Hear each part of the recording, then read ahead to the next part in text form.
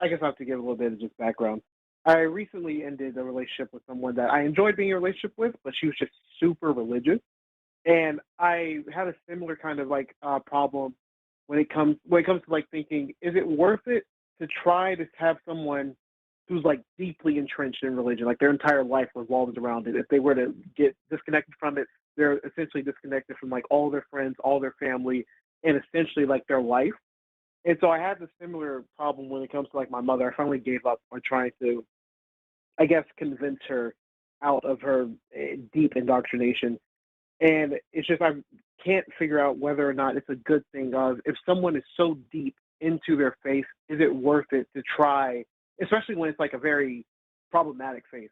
Is it worth it to try to convince them out of it because you think this person would be capable of doing it? So let's say if they did do it, they would then be cut off from like their life. Is it worth it to just let them continue to live that life so they're not essentially having to restart? Paul, I'll hand it off to you, brother. No, I said most of the words last time, please. I remember when I came out of the faith, I thought, wow, the people in my circle need to know what I've discovered.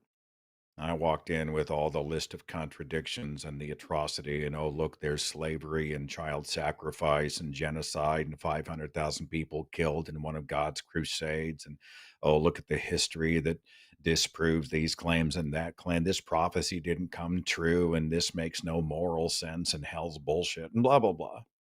I remember walking into those rooms thinking, wow, once they see what I have seen, they will be liberated from their chains, and we will all live happily ever after. And was so naive, and it was frustrating. Have you engaged at all with your mom? Have you tried to have a conversation already? Yeah, we had a 4 hour long conversation. At the end of it, Okay. she literally said, "There's nothing you can show me that will change my mind." And I was like, Okay. okay. And I decided to just take her at her word and leave it Let me there. guess. Let me guess. You came with data, right? Because you may know the Bible better Yeah, than she does. And then she responded. Things got heated or emotional voices were raised, and everybody started talking over each other until finally there was a shutdown. Is that how it went? honestly, there was no yelling or anything like that. It's just that I would show her, like, say one thing we got into an argument about was saying that she didn't believe that God changed Pharaoh's heart or hardened Pharaoh's heart. So I had to go through that, show her in the Bible, like, okay, God violated his free will here. And so then after that, she was like, I still don't believe that's what God did. She thinks that God kind of, the way she described it is like God suggested that Pharaoh couldn't free the slaves. I still don't really understand what her point was with that there. But it wasn't like we weren't yelling or anything like that. But I would present a point, say something, show her that, hey, it's either in the Bible or show her that, especially when she's the younger creationist, she doesn't believe in evolution or anything like that. She doesn't believe humans are animals. Show her, okay, there's a bunch of stuff like, hey, we have cell walls, stuff like that. And she just wouldn't believe it.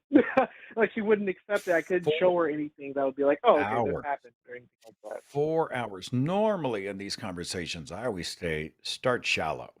You're not gonna build Rome in a Mm. day. I always like to go in and make the first encounters relatively brief, if I can use a religious term, seed planting. Um, I remember talking to someone, a woman who was a devout God defender, and I said, "You know, you're actually forbidden in the New Testament from instructing me, right?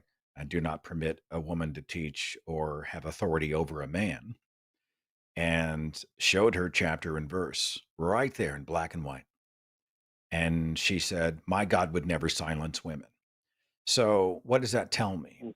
It tells me that the facts don't matter, right? She's fallen in love with an idea of what her faith is. It is part of her identity. It's probably a big part of her community. It is who she is, what she thinks, the music she listens to, the clothes or jewelry that she wears, the activities, her friends, her identity. And if those dominoes start to fall, man, the implications are pretty hardcore. I don't think it's your responsibility to fix her. I think, Yeah. that is something, it's like an alcoholic. You're not going to be able to make someone stop drinking. I think you can express concern. You can say, I disagree, and here's why. I think adult conversations are necessary. I think challenge is critical. and she should know who you are and why. But if she admits outright, I don't care what you say, I will never change my mind. You have to ask yourself, well, how much of my own time, energy, oxygen, patience, sanity am I going to invest in someone who's already told me outright they are an immovable brick wall? Paul, would you bother Yeah, to that's why I engage gave up. I someone was who like, this admitted is outright yeah. that she said she's never going to budge? Would you bother?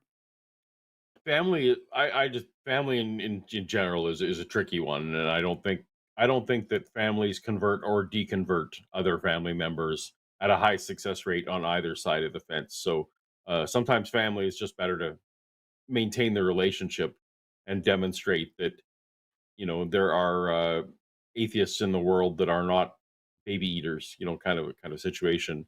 But the general broader question for me, rightly or wrongly, and maybe I'm flawed in this, I kind of evaluate how much harm, and in my view, I understand I'm not the arbiter of who's doing harm.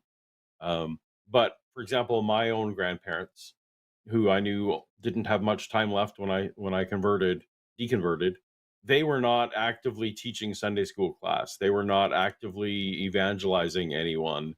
So, and the amount of harm they were doing with what I thought were flawed ideas, and they're fundamentally, decent people to strangers. In that case, and they didn't have a lot of years left, it was like, well, I think I'm going to leave well enough alone there. But a generation lower, people who are still actively evangelizing, people who are still actively voting, people who are still actively, potentially letting these bad ideas do harm. Yeah, I think that there is value in that. As Seth said, it's not everyone's job to deconvert every single other person. And so I think that family thing overrides in that I think your responsibility within your family is not to get their ideas right. And maybe my view of family is different than what other people's, but I feel like the family unit is you protect and you maintain those relationships, and you do call them out when they're doing specific harm, but that doesn't mean necessarily that it's your responsibility to change those ideas. I do think it's worth it when there's a bit of harm there, but I've made some judgment call with some seniors that I didn't think it was going to be worth it for them. I don't. Maybe that makes me a bad atheist or a bad anti-theist or something. I'm not sure. That's Hmm. just a personal line, and I don't know if that's helpful, Cloud. Okay, that's what I said. I with her, I finally realized that it's better just to give up on it. It is what it is. But I was just thinking, like in a broader sense, if you meet someone else who isn't like that, that's why I brought up like my ex, the same similar thing where I realized that I couldn't continue the relationship, but also I realized that she like you ever meet someone who are really deep into our religion, but like they're questioning. Well, I should say if you ever met someone, you guys have been those people. But you think if you push them, maybe you could help them get out of it because they're showing signs that they want to. But also, if they do that, they would essentially have like nothing. So like I feel No, like no, it's, no. I guess But, to me uh, it feels wrong to do that, no, No, let or me I jump don't in. Well, know first of for all, sure. I'm not sure I like the word push, but I take the spirit of what you're saying. I think people change their minds in an environment where they feel safe. I feel like if you were in her zip code and you sense that she was questioning, there's a way, there's a path forward where you're not pushing, right? You're not trying getting her back on her heels where all of a sudden she may start to, tighten up and get defensive, but instead you start asking questions or you talk about your own journey. I remember I was going through this and I had some questions and I was dissatisfied with what, and so I'd be curious, do me a favor and take a look at this and tell me what you think, right? The idea isn't to convince her as to what you think. The idea is to get a how to think process going on where she can own the journey because she's taking it on her terms. I think one of the best things we can do as secular people, as non-religious people, is not to walk in a room with a fuck God t-shirt on and immediately start telling everybody why the Bible is crap. All right? The Bible's crap. We know it's fake. We know it's fiction. We know it's myth. We know much of it's borrowed, tons of it's immoral. We already know that. We're not going to get traction walking in that way. I think if you walk in and you are an attractive human being, who loves people and has a moral center and has a good sense of humor and is all about connecting and trying to find shared values and all of those things, that begins to change people's perception. Then they find out you're a non believer. And all the shit they heard on Fox News about them evil, godless people who were coming to ruin the party, it just doesn't work. They tilt. Now you've messed up their categories and they have to open their mind to make room for you.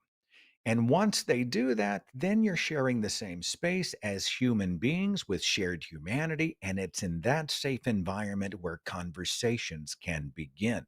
So, my point is be you, right? If you are living a loud, proud, secular life, people know you're an atheist, but you don't wear it on your sleeve and throw it at people like you'd throw a brick.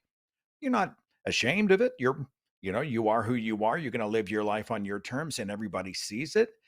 I think that's maybe one of the best weapons we have in this war on superstition because you are showing them that a life without gods is a really good life. Okay.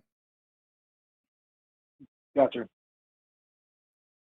And I don't My buy two the cents, idea that you please. can. I don't buy the idea that there's a class of people that need to protect other people from truth. Mm, I suffered many consequences, familial, friends. I had no work, all of it. I had no connections outside of Christianity, but I've now found a way, and I definitely do not regret the intellectual honesty. And man, I would be even more angry and more hurt. In fact, that's who I'm angry and hurt at, are the people in my life who were like protecting me from these ideas because they thought I couldn't handle it. So mm. I don't think that's a class of people that we want to be. Sorry to stomp on Cloud, I'm going Seth's to move eloquent on. point with my go for it. No, no, no, No, not at no, it's all. fine. My Thank friend, I you. got 4 calls left I want to throw in here. Do we answer your question enough before I move on? Yeah, yeah, you guys definitely gave me something to think of. Thank you. No, you're wonderful. Thanks for calling. Appreciate you much. Am I hearing the bigotry of lowered expectations? This idea that, well, some people need religion or they're Hmm. just not able to live without religion. So they sort of, a bigotry of lowered expectations is always what I've been told. And you're saying that's just crap. I don't like it. Yeah. Okay. It's not that I think we live to make other people comfortable. I think sometimes, I was made uncomfortable and that helped me on my journey. I'm Hmm. also a little bit resistant to the idea that, well, it's family first, because families often give themselves permission to say and do things we'd never allow from other people.